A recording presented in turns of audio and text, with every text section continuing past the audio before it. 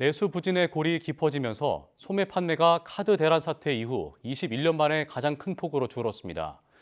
지난해 승용차와 음식료품, 의복 등의 판매는 모두 감소했습니다. 보도에 오인석 기자입니다. 12.3 비상계엄과 연말에 발생한 제주항공 참사 등의 영향으로 내수 부진은 지난해 12월에도 이어졌습니다. 12월 소매 판매는 0.6% 줄며 넉 달 연속 위축됐습니다. 지난해 연간 소매 판매는 1년 전보다 2.2% 줄었습니다.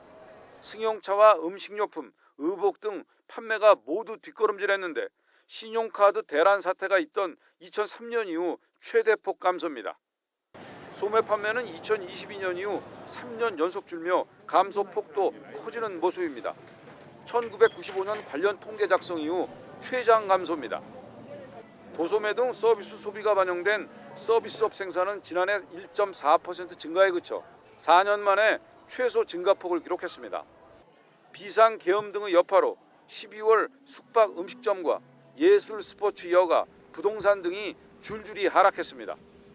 사회적 불안으로 연말연시 음식점 예약 취소가 잇따르고 외국인 관광객 수요도 줄며 숙박업체도 타격을 입은 것으로 보입니다.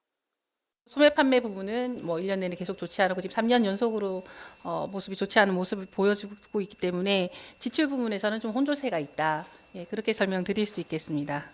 건설 실적을 의미하는 건설 기성은 1년 전보다 4.9%나 감소해 2021년 이후 최대폭으로 줄었습니다. 12월 1.3% 늘었지만 분기별로는 2분기 이후 3분기 연속으로 감소했습니다. 소매 판매와 건설 등 내수 부진은 뚜렷했지만 지난해 산업 생산은 증가폭이 커지며 호조세를 보였습니다. 반도체 수출 회복 등의 영향으로 산업 생산은 1년 전보다 1.7% 증가했습니다.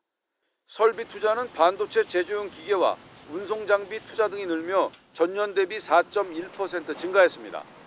정부는 18조 원 규모의 경기 보강 패키지와 재정 신속 집행 등으로 내수 회복에 총력을 기울이겠다고 밝혔습니다. YTN 오인성입니다.